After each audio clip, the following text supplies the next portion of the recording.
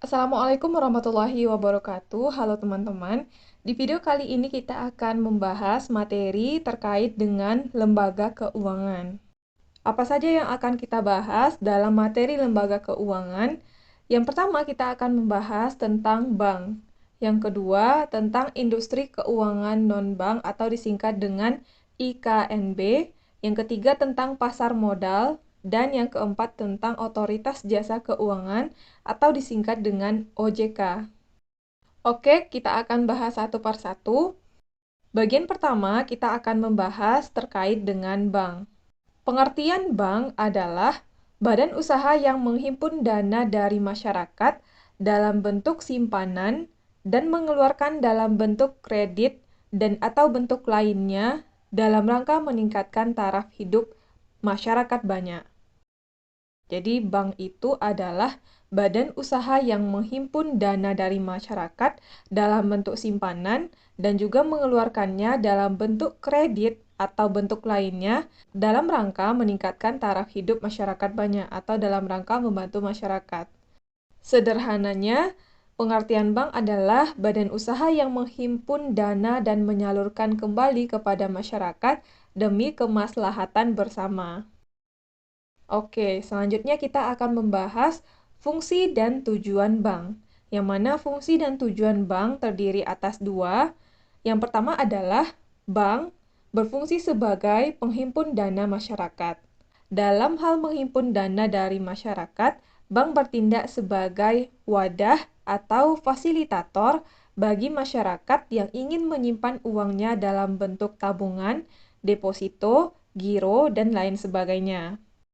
Jadi kalau dalam hal penghimpun dana masyarakat, bank ini bertindak sebagai wadah atau fasilitator bagi masyarakat. Sedangkan yang kedua adalah bank sebagai penyalur dana untuk masyarakat.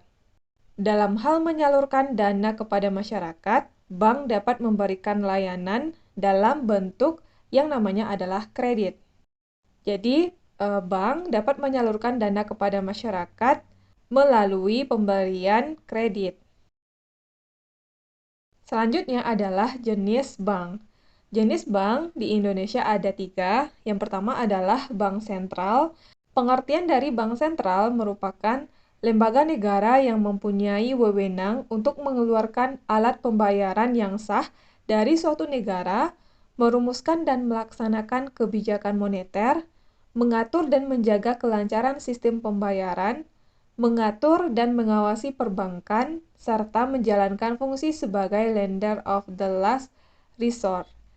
Fungsi bank sentral sebagai lender of the last resort adalah fungsi khas dari sebuah bank sentral dalam memberikan fasilitas pendanaan kepada bank yang mengalami kesulitan likuiditas. Bank sentral di Indonesia adalah Bank Indonesia. Yang kedua adalah bank umum. Pengertian dari bank umum adalah bank yang melaksanakan kegiatan usaha secara konvensional dan atau berdasarkan prinsip syariah, yang dalam kegiatannya memberikan jasa dalam lalu lintas pembayaran. Yang ketiga adalah Bank Perkreditan Rakyat atau disingkat dengan BPR. Artinya adalah BPR merupakan bank yang melaksanakan kegiatan usaha secara konvensional atau berdasarkan prinsip syariah yang dalam kegiatannya tidak memberikan jasa dalam lalu lintas pembayaran. Jadi bank perkreditan rakyat bertolak belakang dengan bank umum. Kegiatan BPR jauh lebih sempit jika dibandingkan dengan kegiatan bank umum, karena BPR dilarang menerima simpanan giro, kegiatan falas, dan perasuransian.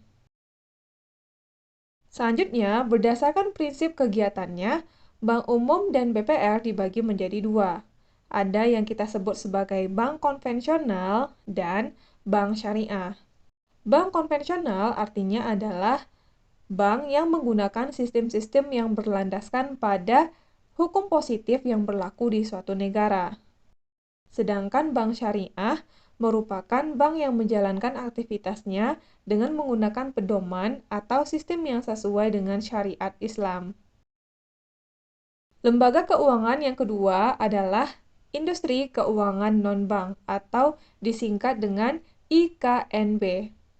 Berbeda dengan lembaga keuangan perbankan, IKNB memiliki jenis badan usaha yang lebih banyak. Di samping itu, IKNB juga punya tugas dan fungsi yang berbeda dengan lembaga keuangan perbankan. Apa yang dimaksud dengan IKNB? IKNB merupakan badan usaha selain perbankan yang melakukan kegiatan usahanya di bidang keuangan dengan cara menghimpun dan menyalurkan dana kepada masyarakat. Jadi sebenarnya IKNB ini sama dengan perbankan, tetapi di sini yang dimaksud dengan IKNB adalah badan usaha selain perbankan, tetapi dia punya fungsi yang sama, yaitu menghimpun dana dan menyalurkan dana kepada masyarakat. IKNB atau Industri Keuangan Non-Bank terdiri atas perasuransian, dana pensiun, lembaga pembiayaan, lembaga jasa keuangan khusus, dan lembaga keuangan mikro. Selanjutnya kita akan membahas jenis-jenis dari IKNB ini. Yang pertama adalah asuransi. Asuransi merupakan perjanjian antara dua pihak, yaitu perusahaan asuransi dan pemegang polis atau yang membeli asuransi, yang membayar premi, yang menjadi dasar bagi penerima premi oleh perusahaan asuransi sebagai imbalan untuk, yaitu memberikan penggantian kepada tertanggung atau yang kita sebut juga dengan pemegang polis karena kerugian, kerusakan, biaya yang timbul, kehilangan keuntungan, atau tanggung jawab hukum kepada pihak ketiga yang mungkin diderita tertanggung atau pemegang polis karena terjadinya suatu peristiwa yang tidak pasti. Yang kedua adalah memberikan pembayaran yang didasarkan pada meninggalnya tertanggung atau pembayaran yang didasarkan pada hidupnya tertanggung dengan manfaat yang besarnya telah ditetapkan dan atau didasarkan pada hasil pengelolaan dana.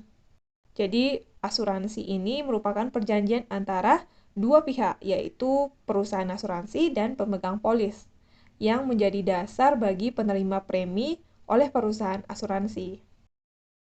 Yang kedua jenis dari IKNB adalah dana pensiun. Dana pensiun merupakan badan usaha yang mengelola dan menjalankan program yang menjanjikan manfaat pensiun, yang terdiri dari yang pertama adalah dana pensiun pemberi kerja, yang kedua dana pensiun lembaga keuangan, dan yang ketiga adalah dana pensiun berdasarkan keuntungan. Apa yang dimaksud dengan dana pensiun pemberi kerja?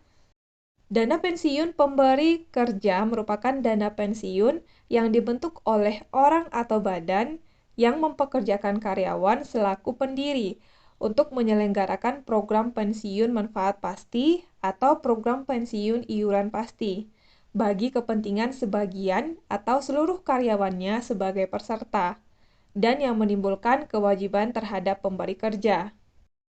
Yang kedua adalah dana pensiun lembaga keuangan. Artinya adalah dana pensiun yang dibentuk oleh bank atau perusahaan asuransi jiwa untuk menyelenggarakan program pensiun iuran pasti bagi perorangan, baik karyawan maupun pekerja mandiri yang terpisah dari dana pensiun pemberi kerja bagi karyawan bank atau perusahaan asuransi jiwa yang bersangkutan. Yang ketiga adalah dana pensiun berdasarkan keuntungan, merupakan dana pensiun pemberi kerja yang menyelenggarakan program pensiun iuran pasti dengan iuran hanya dari pemberi kerja yang didasarkan pada rumus yang dikaitkan dengan keuntungan pemberi kerja. Yang ketiga adalah lembaga jasa keuangan khusus. Lembaga jasa keuangan khusus terdiri dari beberapa lembaga atau perusahaan yang dibentuk untuk melaksanakan tugas dan fungsi yang bersifat khusus. Lembaga ini biasanya berkaitan dengan upaya mendukung program kesejahteraan masyarakat dari pemerintah. Lembaga jasa keuangan khusus meliputi Lembaga Pembiayaan Ekspor Indonesia atau disingkat dengan LPEI, Perusahaan Pergadaian, Lembaga Penjamin, Perusahaan Pembiayaan Sekunder Perumahan, PT Permodalan Nasional Madani, dan PT Dana Reksa. Selanjutnya adalah lembaga keuangan mikro, merupakan lembaga keuangan yang khusus didirikan untuk memberikan jasa pengembangan usaha dan pemberdayaan masyarakat, baik melalui pinjaman atau pembiayaan dalam usaha skala mikro kepada anggota dan masyarakat, pengelolaan simpanan maupun pemberian jasa konsultasi pengembangan usaha yang tidak semata-mata mencari keuntungan.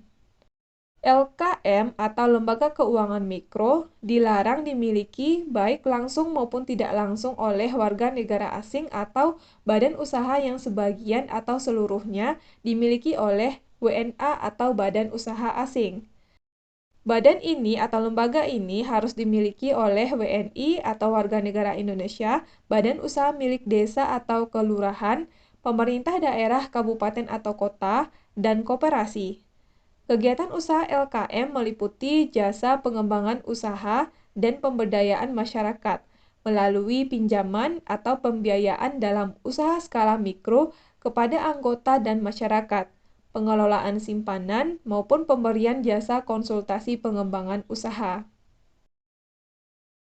Yang terakhir adalah teknologi finansial atau disingkat dengan fintech. Apabila kita melakukan transaksi daring untuk berbelanja atau menyimpan uang, kita telah menjadi salah satu pelaku teknologi finansial. Perkembangan teknologi informasi dan komunikasi menuntut lembaga keuangan non-bank untuk beradaptasi hingga lahirlah teknologi finansial. Teknologi finansial merupakan inovasi finansial dengan sentuhan teknologi modern. Aktivitas teknologi finansial meliputi peminjaman dan pembayaran yang berbasis teknologi informasi. OJK mencatat per 14 Agustus 2020 sudah ada 127 perusahaan fintech yang terdaftar di Indonesia, yang mana kita dapat menemukan informasi ini di situs web OJK. Yang ketiga adalah pasar modal. Selain perbankan dan IKNB, terdapat juga jasa keuangan yang memfasilitasi masyarakat untuk jual beli modal, yakni pasar modal. Pasar modal di Indonesia dikelola oleh Bursa Efek Indonesia atau disingkat dengan BEI. Terdapat berbagai produk pasar modal yang diperjualbelikan di Bursa Efek Indonesia.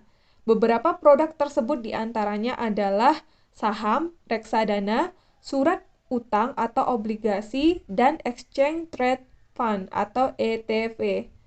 Melalui Bursa Efek Indonesia, masyarakat dan investor dapat melakukan jual beli terhadap produk yang dikeluarkan oleh emiten yang terdaftar di Bursa Efek Indonesia. Yang terakhir adalah Otoritas Jasa Keuangan atau OJK. OJK merupakan lembaga negara independen yang mempunyai fungsi, tugas, dan wewenang pengaturan, pengawasan, pemeriksaan, dan penyidikan. OJK dibentuk pemerintah dengan 3 misi utama. Yang pertama adalah mewujudkan terselenggaranya seluruh kegiatan di dalam sektor jasa keuangan secara teratur, adil, transparan, dan akuntabel. Kemudian yang kedua adalah mewujudkan sistem keuangan yang tumbuh secara berkelanjutan dan stabil. Dan yang ketiga adalah melindungi kepentingan konsumen dan masyarakat. Jadi, OJK memiliki 3 misi utama. Selanjutnya adalah fungsi OJK. Fungsi OJK adalah menyelenggarakan sistem pengaturan dan pengawasan yang terintegrasi terhadap keseluruhan kegiatan di sektor jasa keuangan. Fungsi pengaturan dan pengawasan ini meliputi sektor perbankan, pasar modal, maupun sektor IKNB. Dalam menjalankan fungsinya, OJK berkoordinasi dengan Bank Indonesia. Hal ini berdasarkan Undang-Undang Nomor 21 Tahun 2011 tentang Otoritas Jasa Keuangan Pasal 39, yaitu OJK berkoordinasi dengan Bank Indonesia dalam membuat peraturan pengawasan di bidang perbankan, antara lain kewajiban pemenuhan modal minimum bank, yang kedua sistem informasi perbankan yang terpadu, yang ketiga kebijakan penerimaan dana dari luar negeri, penerimaan dana valuta asing, dan pinjaman komersial luar negeri. Yang keempat produk perbankan, transaksi derivatif, kegiatan usaha bank lainnya. Yang kelima, penentuan institusi bank yang masuk kategori systemically important bank, data lain yang dikecualikan dari ketentuan tentang kerahasiaan informasi. Relasi OJK, Bank Indonesia dan Lembaga Penjamin Simpanan atau LPS juga diatur dalam pasal 43, yaitu wajib membangun dan memelihara sarana pertukaran informasi secara terintegrasi. Sekian materi kita pada video kali ini terkait dengan lembaga keuangan. Terima kasih buat teman-teman yang udah nonton sampai akhir. Sampai ketemu lagi di video selanjutnya.